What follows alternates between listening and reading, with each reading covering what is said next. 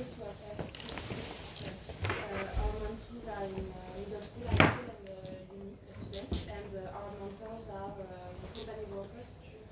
Awesome.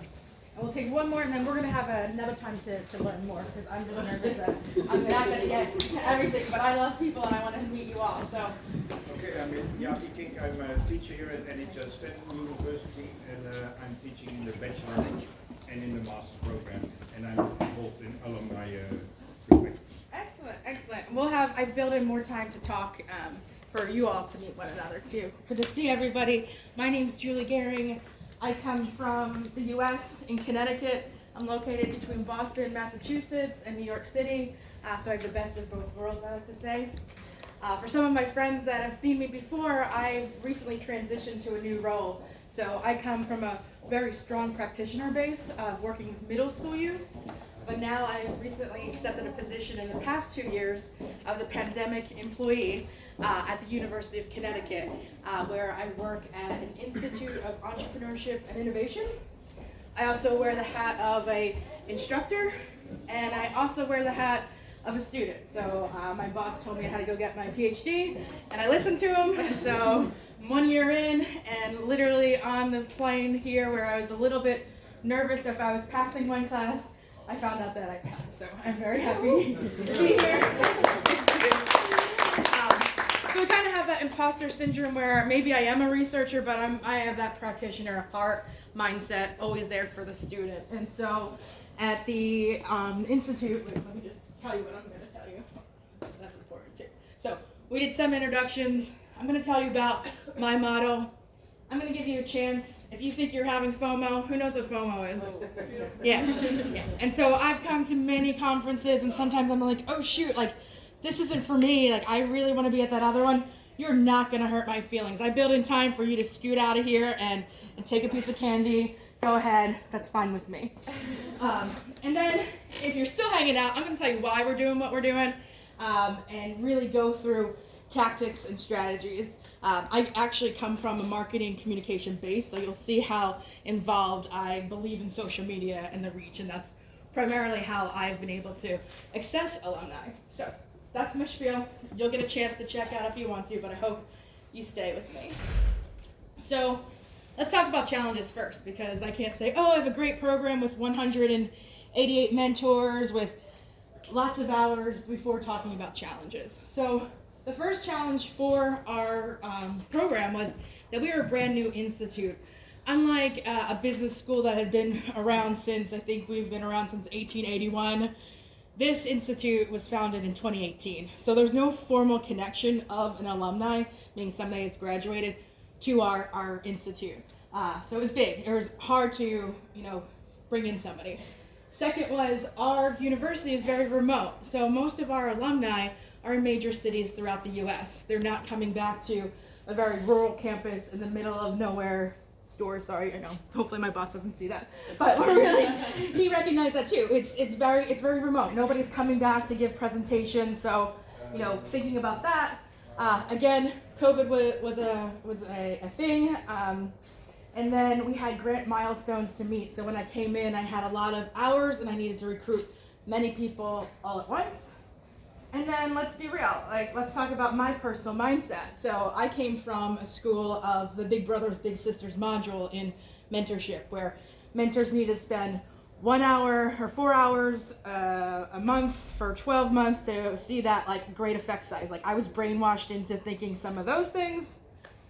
And my boss said, forget that. That's not what we're doing. So I had to accept a new type of module, entrepreneurial, right? Because we're in the entrepreneurship center, and take away my things, and also try to prove myself in the year and a half that I worked completely remote. So I never met my boss either. So it was tough. So our model, when I came in, he said, look, we're throwing out your elements right now, and you're going with me. What we're doing is creating an alumni program to build bridges with the students, and it's going to take place in at that point, it was 4 30-minute sessions. So 30 minutes, half an hour, come on in, there's a seat right here, right front row. 30 minutes every other week, so 2 months, right, that you're asking all up. So very low engagement, just give me 2 hours. If you can't give me 2 hours, like, it's a very easy ask for them. And again, it's online, not just because of the pandemic, but because of the locations of our alum. So I was having really great success. It was super easy to bring those alum in.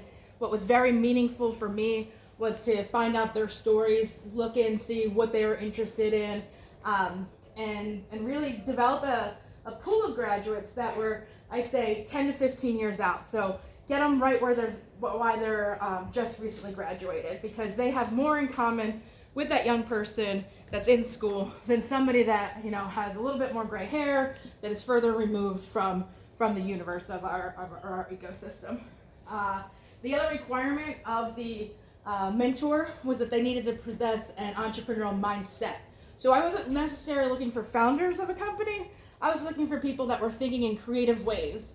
Not necessarily wanting, I'm a teacher, I think in creative ways, but looking for people that work maybe in fintech, in creative design, different jobs that typically are emerging and you wouldn't see in a typical, we wouldn't learn about things on the typical campus. So a little bit outside of the box, if you will.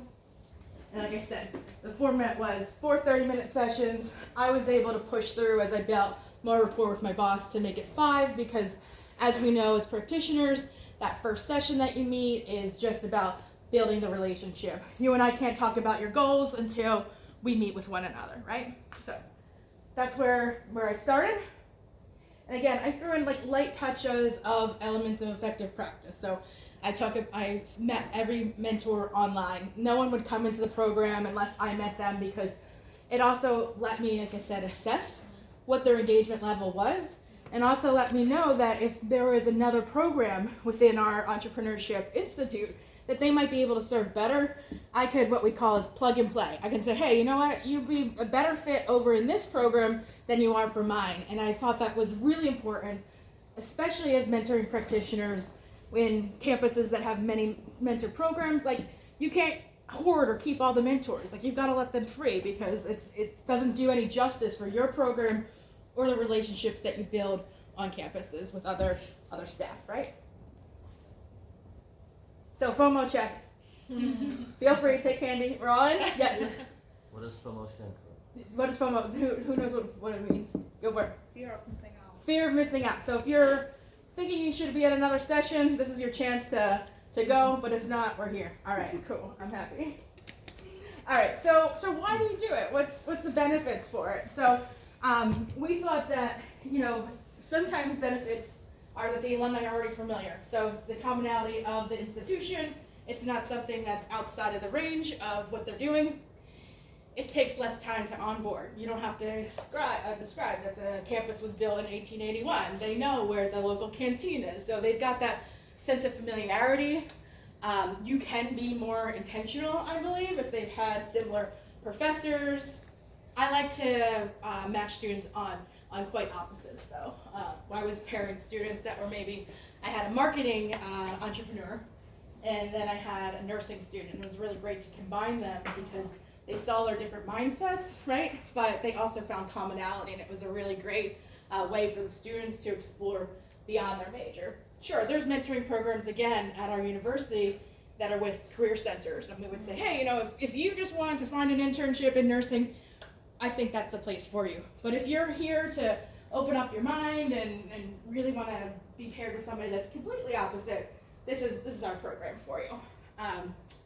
And then it was also a way to involve team members, because I believe professors have much deeper ties to students than sometimes somebody, again, like myself, coming into a brand new organization. So I could tap into different university professors and say, hey, you know, are there some students that are coming back to you? You know, how can we help you? How can we get them more engaged? And so I formed a really great partnership with the advisor of the communication department, and he had fed me alum and still continues to do it, or they promote it out on some of their social media channels, and I've created different platforms for that.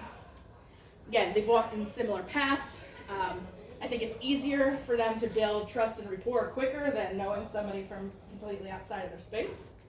And then, like, the thoughts of the nostalgia and the positive memories that they've had really kind of surfaced. Whenever I would have a screening interview, I would lead it from not what you're doing right now, but hey, tell me what it was like when you were a student at UConn. You could just see the excitement and the affinity build up. And it's really good to have those conversations. And then at the same token, the mentee can kind of imagine themselves if you're using an alum that's recent in age too. So they can see themselves in that 5-year perspective because they know that they have that commonality.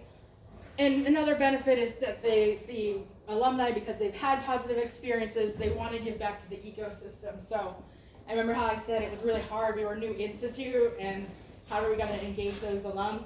It was super easy. They were like, wow, we wish we had this program when we existed, right? And so they're just super happy to be involved. And they're just interested in learning new perspectives, learning what the campus is like now, and sharing their stories. Some other benefits to engagement is this one, I haven't looked at the slide in a while, sorry. Amplifying their program reach.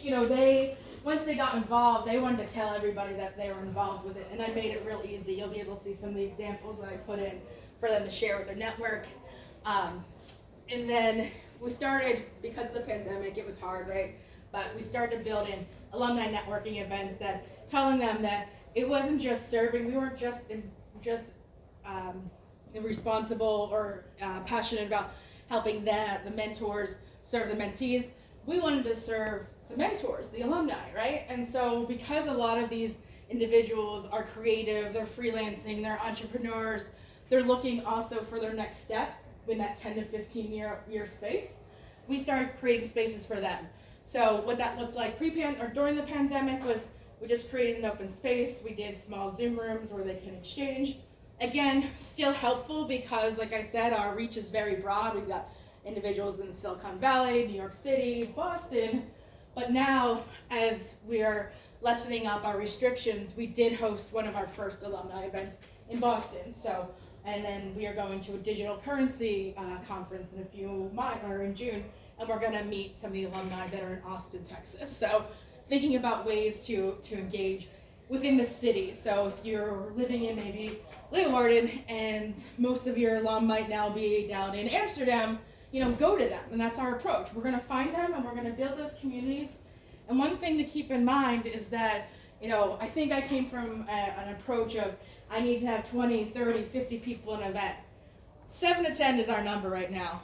And that's a good number for us, especially with online events. If we had 7, we were happy. That was creating some type of the start of the ecosystem. And it's, if you build it, it'll come, and that's what we believed in. Again, it assisted with the capacity. We talked with mentors and saw what they were interested in.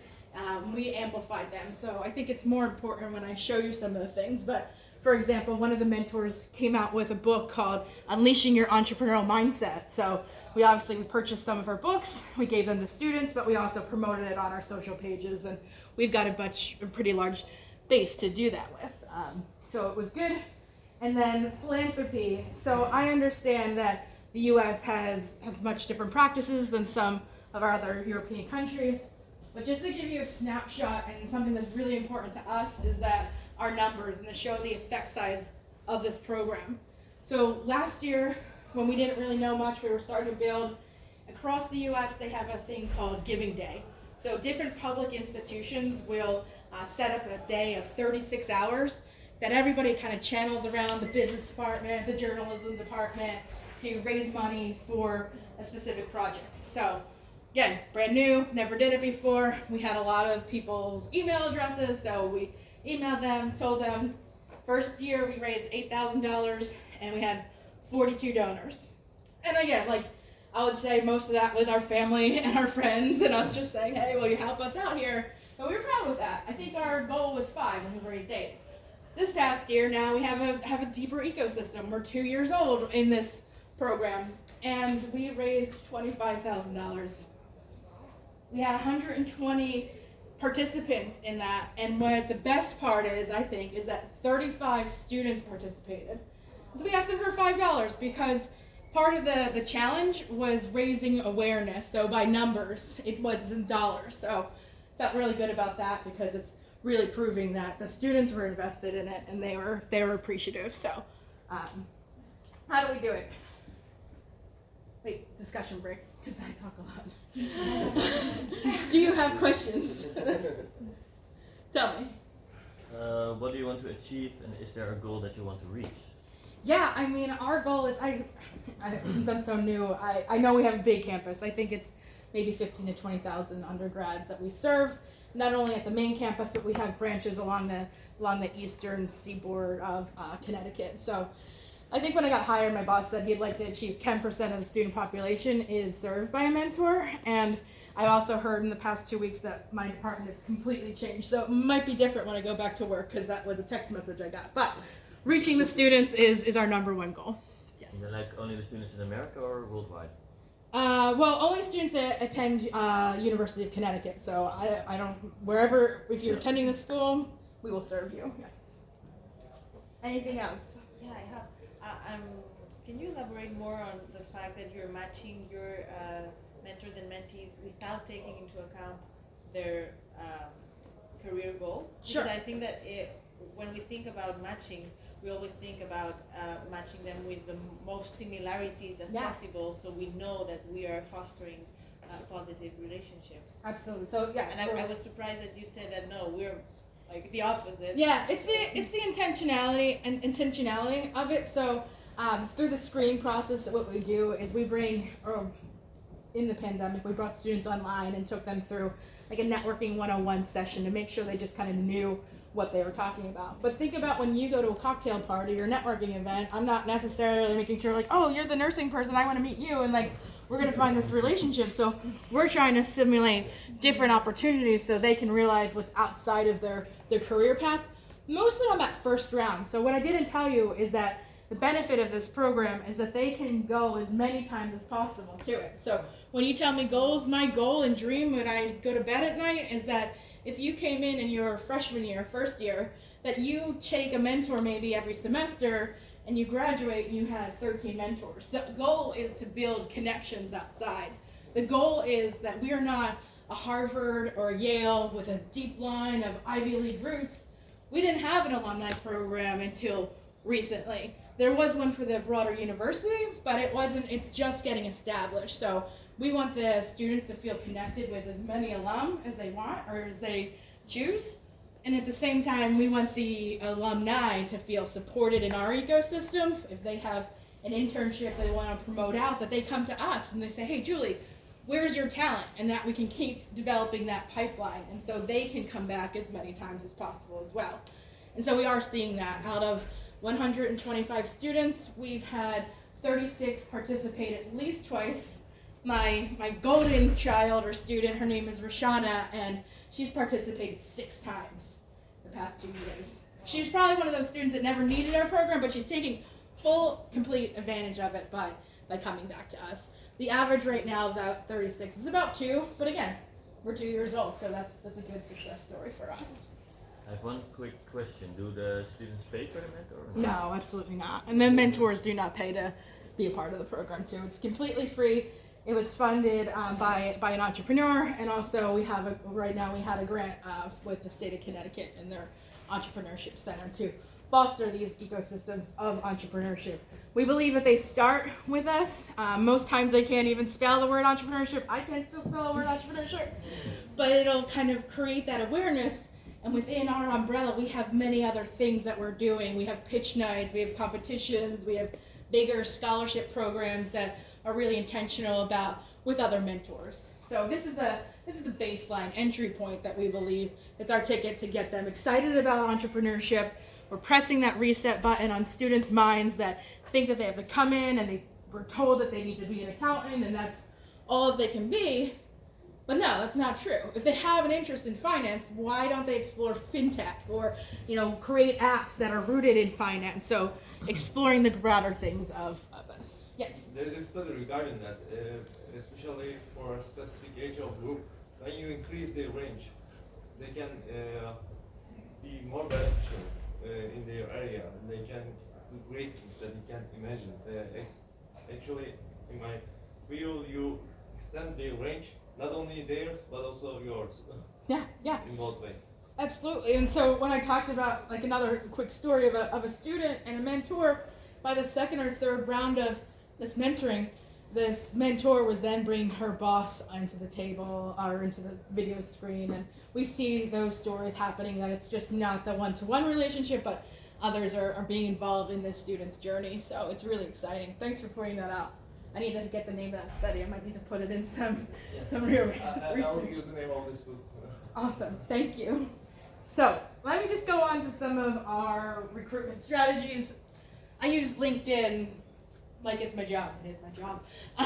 But so I just created different assets online and had open virtual Zoom events. So I would say learn about being a mentor. I tested out different times of day that it worked. Was it good for in the evening for an alumni to come on? Was it better for them to come on in the morning? And we just had them RSVP and just learn about the mentorship program. At first, I was doing many one-to-one individual events, and it was really exhausting. So how do I create more of a community right off the start? I had these open events for them to learn about becoming a mentor. In developing our ecosystem, we started maybe in the past 6 months, and it was due to student capacity. So probably one of your questions is like, how do you do this, right? And I can't do it without students. And so I reached into students that had worked in my classrooms with me because I taught communication. So some students came through me that way, or I posted it on our job boards, and students started to help me.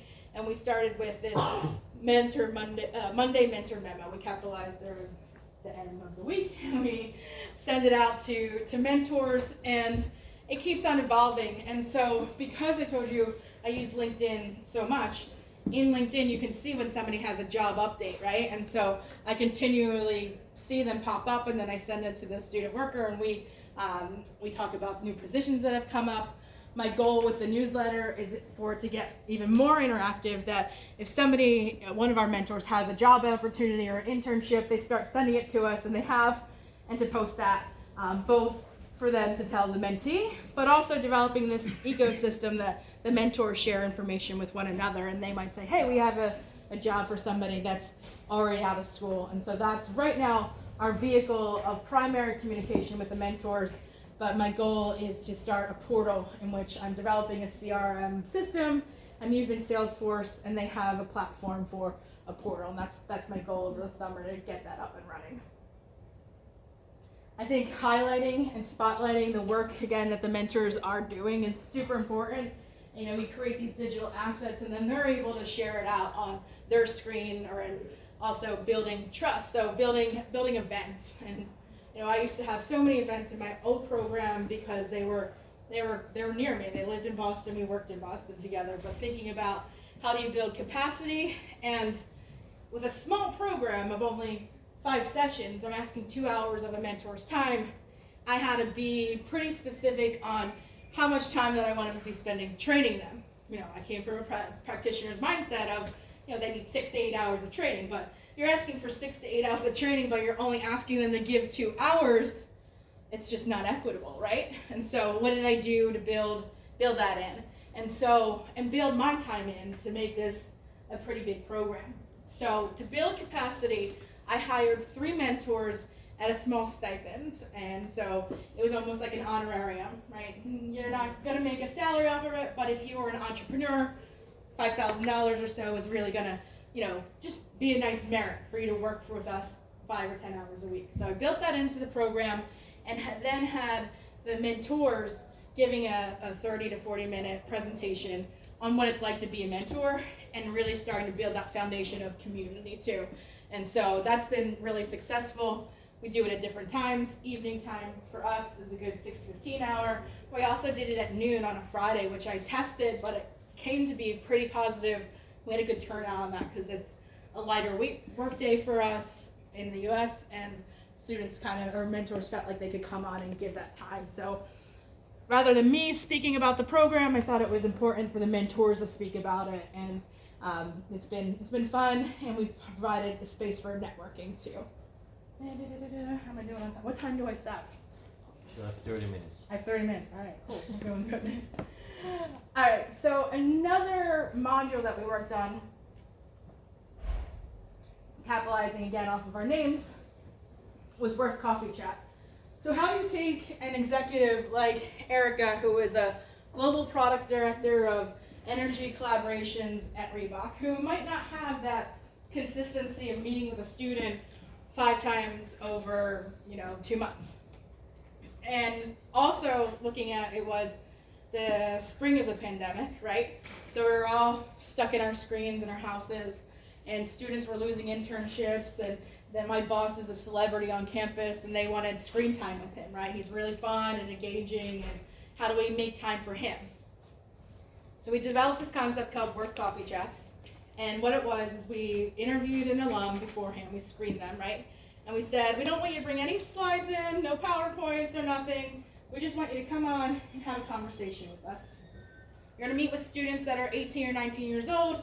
That demographic really responds to storytelling, listening. Think about 3 injection points, interjection points in your life to talk about. And so for the first 20 to 30 minutes, the speaker, the alumni would speak. Again, they were maybe 15 to blah, blah, blah years out. Our little passcode or entry point was that they were cool enough to know what TikTok was, but I feel like I might need to change that up because we all pretty much, even if we have some white hairs, know what TikTok is, but really just somebody that was fun and engaging, not blah, blah, blah, blah, blah. So we brought in some of these alum, we tested it out over the summertime, and again, 7 was our number. And we were seeing 7 to 10, but our cap was 15 because we wanted everybody to be able to be on the same screen and to feel like they could be part of the conversation. If you're really concerned about numbers and it's 30, 40, 50 people, that shy person is not really going to feel like they can actually have a conversation or spend the time.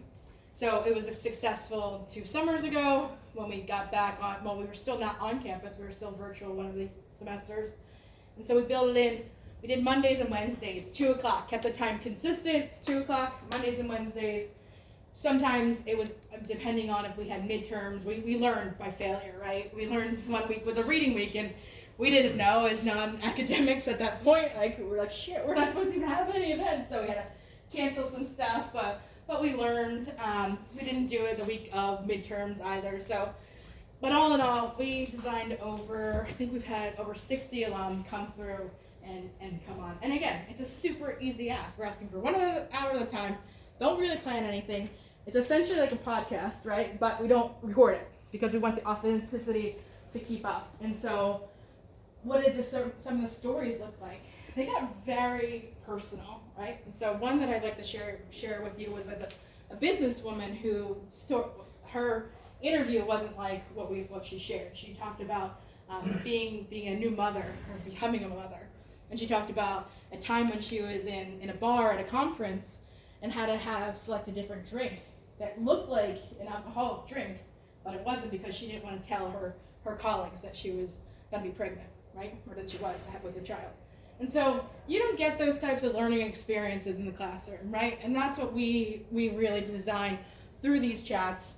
What we're really proud of too was that it was a self-select in, because as a professor too, I've often brought in different individuals that have worked in the communication world, right? And sometimes not all students want to hear from that person, right? They check out, and so it doesn't look good for you if you bring a speaker in and you got somebody on their iPhone or whatnot. So these students want to come in. And the last part of these success stories is that now we have, I think, at least in the Netherlands, there's I think credits and points equate to the same thing. So one of the modules across campus they have is called an FYE program. It's called the First Year Experience. So they're often 1 credit classes with the professor, and they can choose to do a myriad of things, whatever they want to put in the curriculum. We pitched it to the FYE team, and we said we want to do these coffee chats. Our checks and balances to make sure that it's a class is that the students need to reflect on the opportunity, the conversations with the alum, and they have to have their own self-presentation at the end of the semester. So now it is actually what we say institutionalized into a program, which we're really excited about and looking forward to maybe expanding it, not just David, my boss, and myself, but being a platform that someone in the sciences department can totally do the same module as well. Again, bringing in the alum. The other part of this too is, again, with the interest of being student run, the student coordinates with the mentor that's going to come in. They get their bio, they get their picture, they're on in attendance as one of the participants, grabbing a quote, and we take these quotes and we turn it into a nice Canva digital asset. We give it to the mentor to share out with their community, because LinkedIn is a space that they want to share. We put it on our Instagram account, and then once a month we take every, like maybe there's 10 speakers that have spoken, we combine all their quotes and put it onto one digital asset onto LinkedIn. We tag all of their names. So again, our reach now for LinkedIn is over 1,000 individuals, and that's pretty good as a very small institute that's only been really in existence for 4 years, a little program that's been in existence for 2. So that's where we're seeing the reach, and it's not that hard. If I can use Canva, you all can use Canva. It's not that hard. Another part, again, like I'm kind of getting into the social media presence of and the reach of this programs. So when I talked about the cohorts, my cohorts are normally 15 to 30 each month. I'm going to look at how do we maybe onboard maybe only once or twice a semester. It gets very hectic, but again, we had to compete against different milestones for a grant. What you'll see here is, if you have your bifocals in the back, is that we take every student and we take every mentor that has been paired and we tag them on our digital asset and post it on LinkedIn and post it. We don't have so many people that we tag in Instagram because we don't know the followership of that or them, but you can do it easily on LinkedIn if you're connected with them. And in the training that we give the students, the mentees, we talk about the importance of LinkedIn. We tell them that we are sending this announcement out of the matches. And so we ask them to thank or talk about their mentor experience too in it, because it's a very light way to get students to understand what LinkedIn is beyond just putting it up as a resume. Like, this is a big tool for engagement, how to get your name out. So you can see some of the dialogue that one of these students has had. She tagged her mentor in the post and talked about it. Her mentor immediately liked it and said something back, and then again, this is another student that also did it. So really creating some energy on our page versus like a promotion that's all about us. They're really starting to get involved in that. As a matter of fact, this young person is probably going to get a position with the other girl that I just talked about on the other slide. So really creating this intentionality and community. The other part about it is, so I know that on Monday, I think they talked about it. I think we were probably one of the first universities that actually in the States that capitalized on the I Am a Mentor, the National Mentoring Month. Normally, the mentor program, mentor, focused more on younger middle school students. So I kind of brought this to campus, and it was really cool to see other mentoring organizations on campus starting to run some of these campaigns. So what we did was, during the month of January, we created this digital asset that says, what it says, I am a mentor, right? And so Bo is one of our champion mentors, has come back a few times to talk as a coffee chat individual, but as a one-to-one mentor as well. And now you can see here, he says, hey fellow UConn alum, consider working with the Werth Institute by serving as a networks mentor. I've been involved in the Institute for the past 1.5 years. It's been a great experience mentoring current UConn students. If you'd like to learn more, sign up for a prospective mentor mixer. Remember I told you about that mixer? I'm pretty sure I gave him all that text to talk about, and he just copied and pasted it and shared it on his network, and I know at least 3 people that he brought in. So, he's got 8 people liking it, so really creating that awareness, not just by me. I don't have enough hours in the day to spread all the reach, but using your mentors as they come involved and engaged to promote your project. And again, it doesn't take too long to make an asset, just to send it out. I will be truthful, sometimes it takes a few reminders, right? But I think all throughout the month I would say, hey, remember us, it was Monday, like, consider promoting it, and they did. It's been one of our biggest success factors, is building the community and using LinkedIn as the engagement tool. And then, from my practices before, I'd always like to mirror some of the same things that the mentees received and the mentors did. So the year before, we did a thank your mentors, and I think Mentor in January had a thank your mentor day. same approach. We did this with the students, and we asked them to take a moment to thank their mentors. And like you'll see, Jessica took advantage of that, talking about 3 of the mentors that she was a part of through this program, and then sharing it out. And then, like you see, like 18 people liked it, and it just really created community. This is Ben. He's a mentor, and that was kind of what he posted on Jessica's page. So again, the amplification of the network all happened through us, through creating simple digital assets and just asking our community. They got the buy-in, share it out, and it took 2 seconds. And again, it's not only about us, it's about them too. Creating spaces and opportunities on LinkedIn to share what you're doing is very important, or at least we believe in through our programming. All right, so that's most of we're doing good on time. That's most of what I have. I have some final points, but let's do some pair sharing. You've gotten a lot of information from me. When I'm in these sessions, my head's burning up with ideas, so